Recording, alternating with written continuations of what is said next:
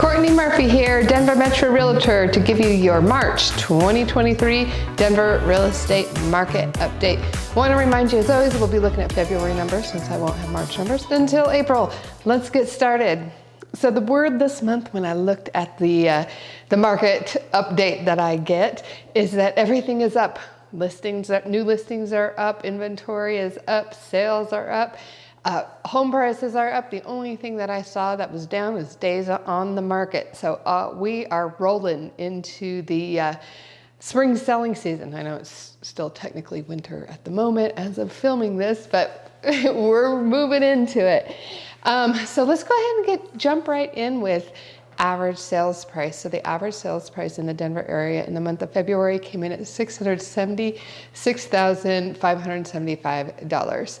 This was up 3.27 from the prior month, so quite a big month over month gain, and up 3.04% year over year. Very healthy gains. That 3% is a great gain year over year. You know, for the longest time we saw those double-digit gains, which is just not sustainable. This 3%, 3.04% to be precise, is a very healthy year over year gain.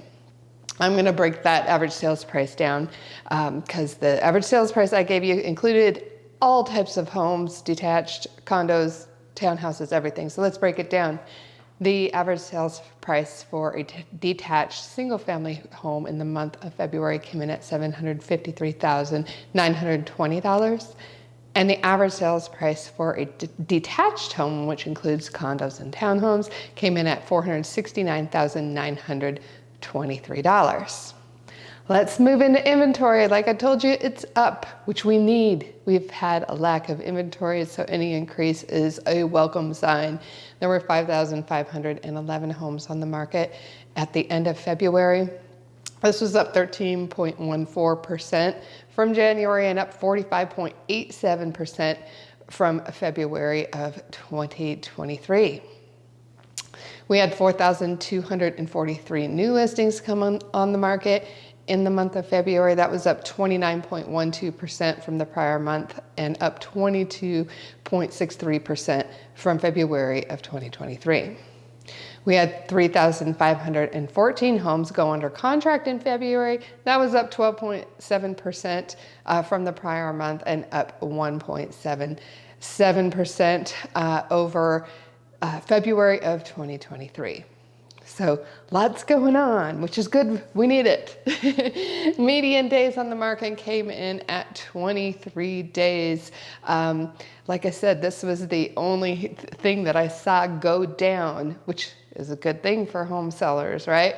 It was 36 days last month, or the prior month, I should say, that was in January, and 25 days last February. Right now, again, like I said, we're sitting at 23 days, median days on the market. All right, so that is all I have for numbers for you, but I do want to touch on a subject that you might have been hearing about in the news. And this is all kind of fresh and new for me as well. And I know, like, I'm having a meeting with my brokerage this week to talk about what this means, how it affects the real estate market. But it has to do with realtor commissions. And you've probably seen some of the headlines, and some of the headlines and some of the news is sure sensational, as the news always is, isn't it? They just kind of fill in their own blanks and, like I said, sensationalize things, and maybe not always 100% accurate. So, for example, I think CNN had a headline, 6% real estate commissions is over when selling a home. So what's that all about? What are they getting at? What is this lawsuit? Let's talk about it. So, as you're probably familiar, if you've bought or sold homes at any point in your life, it's typical that the sellers are paying the real estate commissions, and those commissions are divided up between the listing agent who lists your home and paid to the buyer's agent as well. It is technically the listing agent, it's their brokerage who pays the buyer's agent. just the technical, just so you know. So we say sellers pay the buyer's agent, but technically what they're doing is paying their agent, and their agent is paying the buyer's agent. The loss, well, first, before I get into that, one of the reasons that, the system works well is that when you're buying a home, especially first-time home buyers, there's already a lot of money that you need to come up with. There's closing costs, which is thousands of dollars, and down payment, which is thousands and thousands of dollars. So there's a lot of money to come up with.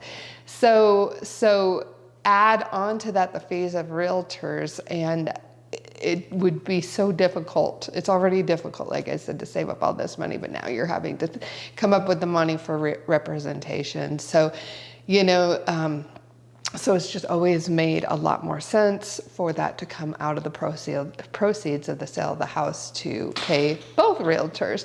And when you sell a house, it may seem like a lot, but you benefit when you bought the house, because most likely the seller paid your realtor.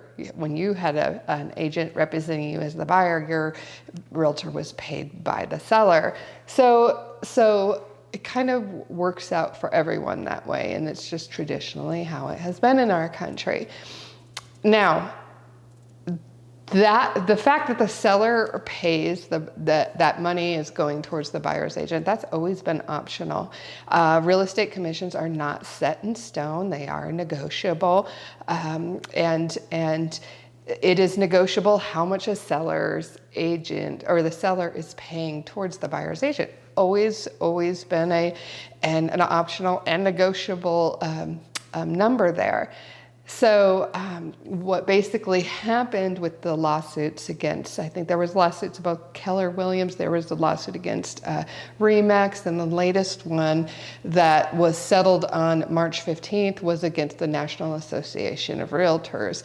And basically it was lawyers coming with representing sellers, which my guess is these lawyers went and dug up sellers to be to represent in this lawsuit, claiming that they did not understand that paying the buyer's agent was optional. That was the basis of the lawsuit. They kind of felt like they were forced into paying the buyer's agent, which wasn't the case, but they felt that that's how they felt. So what the settlement means is it doesn't mean that the standard of how we have done things is going to change. Maybe there will be some changes, which I think would be unfortunate, mostly because, like I said, buyers are already having to come up with a lot of money to purchase a home in the first place, much less come up with additional money to pay for their realtor representation. But what I have always told people when I'm working as a listing agent and selling someone's home, and we talk about, where the commission is going, and we talk about the money that is going towards the buyer's agent. And what happens is if a seller is not going to offer to pay the buyer's agent, buyers may not be able to afford your home, quite literally, because they may not be able to come up with that extra money to buy, to pay the realtor. So in other words, a home down the street that is offering to pay their agent, that house they could afford because the seller is paying the agent. If you aren't paying their agent, now all of a sudden they have to come up with that money. And the thing is that most of the time, that's not something that they can just roll into the loan. As you probably know, the amount that a bank will lend you on purchasing a home is tightly related or completely related to the appraised value of that home. So they'll only loan you a certain percentage of the appraised value. So it's not like that's a fee that they can roll into their loan. So like I said, what I always tell sellers is the buyer's agents are the ones showing your house. They're in there with their clients. And really, like I said, the buyers don't have that extra money sitting around to pay their agents. So I didn't plan what I was going to say, so hopefully I think I felt like I babbled a little bit. But hopefully I kind of explained what was going on, that it isn't that any commissions are, real estate commissions are outlawed. I heard someone say 6% real estate commissions have been outlawed. I've seen the most ridiculous headlines in the way things are explained, and really the only thing that has happened is kind of that people need to understand how the commissions are paid out, and that commissions are negotiable, and they're actually optional. But when you say that, when talking about them being optional, you got to know how it's going to affect the sale of your home, and it may knock out a whole block of buyers that they can't afford to come up with the money to pay their realtor. So certainly if you have any questions on that, feel free to reach out to me. And of course, if you're buying or selling a home in the Denver area, my name's Courtney Murphy. Give me a call, let's have a chat, let's see if we're a good fit to work together. And of course, be sure to subscribe to my YouTube channel so you don't miss out on any of my home tours or market updates, educational videos, all that fun stuff. Thanks for joining me today, and have a wonderful day.